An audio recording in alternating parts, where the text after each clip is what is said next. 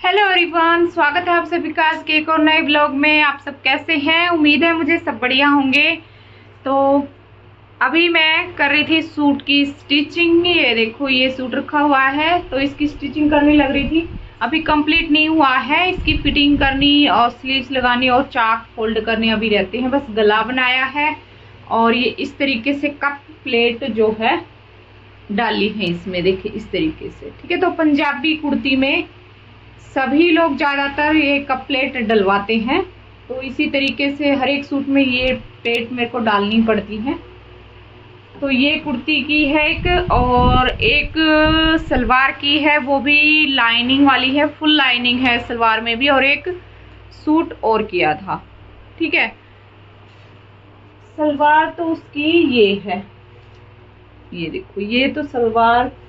ये सूट भी मैंने आपको दिखाया था, तो सलवार तो मैंने बना दी थी, ये देखो कंप्लीट हो चुकी थी। और जो शर्ट है, शर्ट ये देखो, यहाँ पे इंटरलॉक अभी करना रहता है यहाँ पे, तो अभी इंटरलॉक नहीं किया है, ये करूंगी। ये सलवार है लाइनिंग वाली और ये वाला कमीज है। ये देखो, ये मैंने दिखाया भी था आपको सूट। तो ये हो गया है स्टिच। तो दिखा देती हूँ मैं आपको एक बार। अभी धीरे धीरे मौसम चेंज हो रहा है, तो अभी लाइनिंग वाले सूट आने स्टार्ट हो जाएंगे। और जो ये सूट था, ये मेरे पास सर्दियों का रखा हुआ था, तो मैंने दिखाया भी था एक बार आपको कि ये सूट मेरा स्टिच नहीं हुआ है, तो आज मैंने ये कर दिया है। तो इसकी सलवार में भी लाइनिंग थी, सूट में भी थी। तो ना अब लाइनिंग वाले जैसे सूट आएंगे स्टिच होने के लिए, तो उनमें सलवार में भी लाइनिंग लगेगी, या फिर जॉर्जेट वाले सूट होते हैं उसमें भी लाइनिंग लगती है। तो कस्टमर को दिक्कत क्या होती है, कई बार कंप्लेंट आती है कि भी मैंने वहां से सूट सिलवाया था तो ऐसे सलवार में लाइनिंग लगा दी, या फिर ये दिक्कत आ गई, वो दिक्कत आ गई, है ना।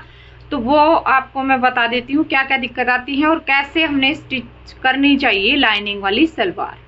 ठीक है, तो ये मैंने स्टिच की है तो इसलिए मुझे याद आ गया, तो मैं आपको बता देती हूँ।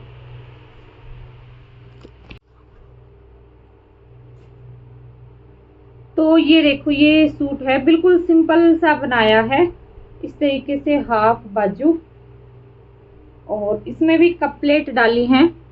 देखिए आपको दिख रही है, तो कप प्लेट हर एक कुर्ती में कप प्लेट डालती हूँ। और इसमें ना कस्टमर ने बोला था पाइपिंग लगाने के लिए, लेकिन फिर मैंने नहीं लगाई इसमें, क्योंकि ये देखिए जो चाक होता है फ्रंट वाला, ये देखिए यहाँ पर, तो यहाँ पे ये जो इसमें वर्क हो रखा है ना, ये आ रहा है यहाँ पे, तो इसमें पाइपिंग लगाने की फिर जरूरत ही नहीं पड़ेगी और फिर लगेगी भी नहीं, अच्छी फिनिशिंग नहीं आएगी। तो फिर मैंने इसमें नहीं लगाई है, क्योंकि ये इसी तरीके से अच्छा लग रहा है, ये देखो, है ना, इस तरीके से चाक पे आ गई है ना ये, तो ऐसे ही अच्छा लगेगा। तो कस्टमर अगर बोलते हैं, और फिर अपने आप भी कुछ चीजें हमें देखनी पड़ती हैं कि इसमें ये चीज अच्छी लगेगी या नहीं लगेगी, तो अपने हिसाब से भी फिर करना पड़ जाता है। और पीछे की साइड ये बिल्कुल प्लेन है, पीछे से इसमें कोई बात नहीं है। और जो बाजू पे भी मैंने ये इस तरीके से, जो साइड से कपड़ा निकला था ना, फ्रंट साइड निकला, उसी में से बाजू बना दी है। जो बैक कपड़ा था उसमें फिर गले वगैरह बना दिए हैं। तो अब देखो, ये सलवार है जैसे कि लाइनिंग वाली, ये बनाई है, ये लाइनिंग वाली साइड है, सीधा साइड इसका ये है, ये वाला। ठीक है, तो सबसे पहली तो दिक्कत क्या आती है कस्टमर को, जैसे कि हम इसमें जो ये नेफा फोल्ड करते हैं ना लाइनिंग वाली सलवार में, क्योंकि बेल्ट में भी हम लाइनिंग लगाते हैं और फिर नेफा इसमें फोल्ड करेंगे, तो लाइनिंग नेफे के अंदर भी मैं फोल्ड करती हूँ, तो उसमें लाइनिंग फोल्ड करते हैं ना, तो ये डबल कपड़ा हो जाता है। ठीक है, और फिर फोल्ड करेंगे तो फिर इसमें नाड़ा हम डालेंगे ना, तो वो अच्छे से नहीं डलेगा। कॉटन की अगर लाइनिंग होती है तो कॉटन की लाइनिंग फिर श्रिंक भी होती है ना, श्रिंक होने के बाद फिर जो है इकट्ठी हो जाती है लाइनिंग, और फिर इसके अंदर इकट्ठी होने के कारण जो नाड़ा है फिर वो अच्छे से सरकेगा नहीं।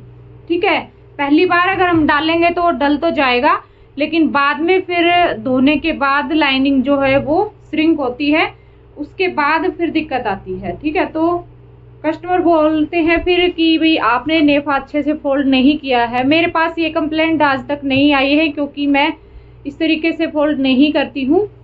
तो वो ट्रिक आपको मैं बताऊंगी। देखिए, जैसे कि हम यहाँ पे नेफा फोल्ड करते हैं ना, तो अब मैंने क्या किया है, ये देखिए यहाँ पे ये एक सिलाई मैंने लगा दी है। जैसे कि हम लाइनिंग को इस पे कच्चा करेंगे ना, तो 1 या 1.5 इंच के बीच में हम ये बीच में एक सिलाई लगा देंगे। एक तो हम किनारी पर लगाएंगे, कच्चा करेंगे इसको, फिर किनारी से जो सिलाई लगाते हैं उससे 1 या 1.5 इंच छोड़ के फिर एक सिलाई हमने और लगा देनी है बेल्ट पे, ताकि हम इसको नेफे को फोल्ड करेंगे ना, तो फिर जो वो सिलाई हम 1.5 इंच पे लगाएंगे वो यहाँ पे आ जाएगी, यहाँ पे। ठीक है, और जो लाइनिंग है वो फिर इसके साथ ही यहाँ पे स्टिच हो जाएगी, और अंदर की साइड फिर इकट्ठी नहीं होगी लाइनिंग धोने के बाद। ठीक है, फिर इसमें नाड़ा आराम से हम घुमा सकते हैं। बस यही दिक्कत आती है कि नाड़ा फिर सरकता नहीं है बाद में धोने के बाद। तो आप इस तरीके से नेफा फोल्ड कीजिए, बिल्कुल कोई भी आपको दिक्कत नहीं आएगी नेफे में। और एक इसमें जो हम ये कलियां ज्वाइंट करते हैं, ये देखिए, ये देखो जो मैंने ये कलियां ज्वाइंट की हुई हैं, यहाँ पे ये मैंने अंडरग्राउंड की है। जो इसका मार्जिन है वो अंदर की साइड है, ये बाहर की, ये जो लाइनिंग वाली साइड है, और ये सीधी साइड है। देखिए मैं दिखा देती हूँ दोनों साइड से। ये देखिए ये कली वाली सिलाई है, तो दोनों साइड से ये अंदर की साइड है इसका मार्जिन, यानी कि अंडरग्राउंड हमारी जो है सलवार की कली और पल्ले मैंने ज्वाइंट किए हैं। ठीक है, तो ये किस तरीके से होते हैं ये मैं फिर कभी आपको बताऊंगी। कोई लाइनिंग वाली सलवार स्टिच करूंगी ना, तो उस टाइम पे बताऊंगी, तब आपको अच्छे से समझ में आएगा। यहाँ पे वैसे बता देती हूँ आपको कि इस तरीके से अंडरग्राउंड आप कीजिए तो फिनिशिंग आएगी, और आपको इंटरलॉक भी नहीं करना पड़ेगा फिर। ये देखो, और ये देखो, है ना, इंटरलॉक भी नहीं करना पड़ेगा। और बेल्ट जो है, बेल्ट भी अंडरग्राउंड लगती है, लेकिन बेल्ट मैं इसी तरीके से लगाती हूँ, सिंपल तरीके से, क्योंकि बेल्ट कई बार क्या होता है कि इसमें जो अंडरग्राउंड सिलाई लगाते हैं अच्छे से फिर सेट नहीं हो पाती है। तो इसी तरीके से बेल्ट तो सही रहती है हमारी। ये देखो, ठीक है, अभी इंटरलॉक इस पे करना बाकी है। आसन वाली सिलाई है, अगर आप आसन वाली सिलाई को भी अंडरग्राउंड लगाना चाहते हैं तो ये भी अंडरग्राउंड लग जाएगी, लेकिन आसन वाली सिलाई और जो बेल्ट वाली ये सिलाई होती है, ये मैं सिंपल सिलाई लगाती हूँ, इस पे फिर इंटरलॉक कर देती हूँ। और जो कली पल्ले ज्वाइंट करती हूँ वो अंडरग्राउंड होते हैं, और जो नेफा है ये ज्यादा दिक्कत करता है, तो इस चीज का आपने ध्यान रखना है। और सलवार घूमती है कई बार, तो उसका भी रीजन होता है, जैसे कि ये हमारी सिलाइयाँ होती हैं, इनको हमने मिला के यहाँ से और फिर यहाँ पे स्टिच लगानी है। एक बहन का कमेंट आ रहा था कि जो सलवार की ये सिलाई लगाते हैं हम यहाँ से, तो सिलाई लगाने के बाद ये टूट जाती है, जैसे ऐसे खींचते हैं ना, तो फिर ये सिलाई टूट जाती है। तो ये आप देख सकते हैं मैंने सिलाई लगाई हुई है और बिल्कुल ऐसे खींच रही हूँ मैं, देखिए बिल्कुल भी नहीं टूटेगी। ठीक है, अगर टूट रही है तो एक तो रीजन ये हो सकता है कि आपका धागा कच्चा होगा, जो आप रील यूज कर रहे हैं वो कच्ची है, इस वजह से टूटती है, या फिर टूटती है जो आप सिलाई लगाते हो यहाँ से, आपकी मशीन की सिलाई ठीक नहीं होगी। अगर सिलाई ठीक है मशीन की, फिर आपने क्या करना है कि आप जैसे कि ये सिलाई लगाते हो ना यहाँ से, तो पीछे से थोड़ा सा खींच के आप ये सिलाई लगाइए, फिर आपकी जो है सिलाई नहीं टूटेगी। ठीक है, बारीक चाल रखिए और फिर पीछे से थोड़ा थोड़ा आप इस तरीके से खींचते रहिए पीछे से, है ना। आगे से इस तरीके से सिलोगे तो पीछे से इस तरीके से खींचते रहिए थोड़ा थोड़ा, तो फिर नहीं टूटेगी। आप इस तरीके से कर सकते हो। और फिर कभी मैं सलवार की स्टिचिंग करूंगी ना, तब फिर से मैं बता दूंगी मशीन पे। तो इन चीजों का हम ध्यान रख सकते हैं। लाइनिंग वाली अगर सलवार हम बनाते हैं तो उसमें बहुत दिक्कत आती है। अभी सर्दियों में जो है बहुत कंप्लेंट आती है मेरे पास इसी तरीके से कि उनसे सलवार सिलवाई थी तो ऐसे हो गया ऐसे हो गया। लेकिन मेरे पास ये आज तक ये कंप्लेंट नहीं आई है। औरों की आती है तब मेरे को पता है, तो मैं इसलिए आपके साथ ये शेयर कर रही हूँ कि आपको भी पता लगे। और कल मैंने एक वीडियो डाली थी, तो आप पूछ रहे थे कि आप कहाँ से हो दीदी बताइए। तो कल जो वीडियो गई है उसमें मैंने आपको सब बता दिया है। और मेरी बहनों के कमेंट भी मुझे आए हैं, मैंने पूछा था कि आप भी सब बताना कि आप कहाँ कहाँ से मुझे देखते हैं। तो सबने बताया है, जो भी जहाँ से देखता है, तो उसके लिए थैंक यू। और मुझे पता लगा कि कहाँ कहाँ तक मेरी वीडियो जाती है। और अगर आप मेरी फैमिली से भी मिलना चाहते हैं तो आप मुझे ज़रूर बताना कमेंट में, मैं आपको ज़रूर मिलवाऊंगी। तो मैं अब खाना वाना बना के खा पी के और फिर मैं इधर आई हूँ दोबारा से। टाइम वही हो गया है, 9 बज चुके हैं रात के। तो खाना पीना हमारा हो गया, खा पी के फिर मैं इधर आई थी। मैं थोड़ी देर और जाती हूँ। और व्लॉग भी मैंने एंड नहीं किया है, व्लॉग का भी, तो व्लॉग का भी एंड करना है। तो फिर मैं इधर आ गई थी। और दूध रहता था अभी, क्योंकि दूध था गर्म, तो दूध में रख के और फिर मैं इधर आ गई। मैं कि तब तक दूध मेरा ठंडा हो जाएगा और मेरा व्लॉग मैं कंप्लीट कर लेती हूँ तब तक, फिर दूध पियेंगे, बस यही काम रहता है। और ना मैंने 2 सूट निकाले हैं अपने और स्टिच करने के लिए, तो मैं आपको दिखाती हूँ। ये देखो, एक तो वो ब्लैक वाला और एक नीचे रखा है ना वो, तो दिखाऊंगी, मैं अच्छे से दिखाती हूँ।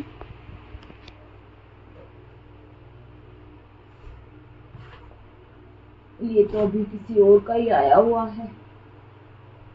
और एक ये इस तरीके से जैसे मैंने सूट बनाया था ना, सेम सूट और आ गया है, ये देखो, स्टिच होने के लिए, क्योंकि देखते हैं ना एक दूसरे को, तो फिर सबको ही ऐसे रहता है मैं भी बनवाऊं मैं भी बनवाऊं। तो यही देखिए, मैंने 2-3 सलवार बना दी है पहले, और फिर एक ये फिर से आ गया है।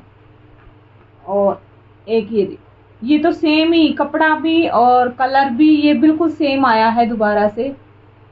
बिल्कुल यही सूट मैंने बनाया था, हफ्ते एक पहले बनाया था।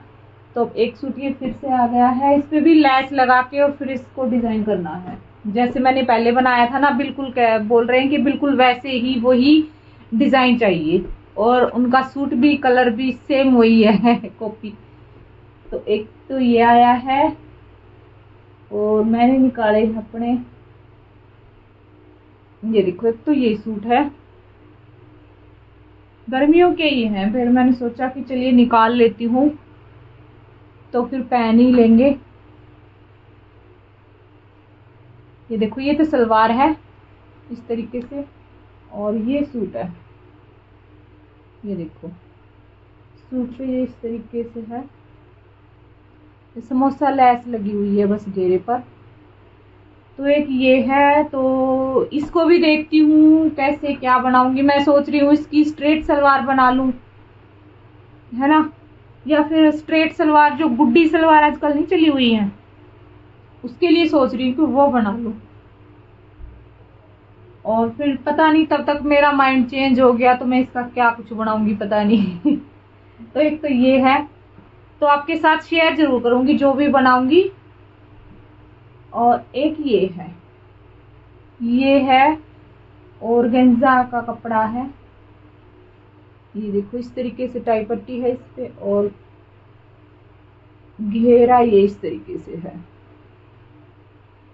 ठीक है। तो एक ये है, ये 2 मैंने अपने बनाने हैं, और एक ये नीचे रखा है, ये अभी तो ये भी नहीं बनाया, तो तीनों सूट ये मेरे ही है। तो देखती हूँ कब तक बन पाते हैं, इनको बनाऊंगी, क्योंकि मैं ये सूट लेकर और फिर यहाँ पे रख लेती हूँ ना, तो फिर मुझे याद रहता है, और फिर बीच बीच में मैं कटिंग करके कभी कुछ निकाल लिया कभी कुछ निकाल लिया अपना, तो ऐसे फिर बन जाते हैं। अगर फिर मैं अलमारी से निकालती नहीं हूँ तो फिर वो रह ही जाते हैं, फिर बनते ही नहीं है। तो मैंने फिर यहाँ पे रख दिए हैं। मैंने सोचा चलिए जब भी टाइम लगेगा तभी निकाल लूंगी, है ना। तो आज बस यही काम किया है और अभी कर लेते हैं व्लॉग का एंड। तो चैनल को सब्सक्राइब नहीं किया तो चैनल को सब्सक्राइब कर लो। वीडियो अच्छी लगी है वीडियो को लाइक कीजिए, शेयर कीजिए और कमेंट भी कीजिए अच्छे अच्छे। तो चलिए फिर मिलूंगी अगले ब्लॉग में, तब तक के लिए बाय बाय, टेक केयर।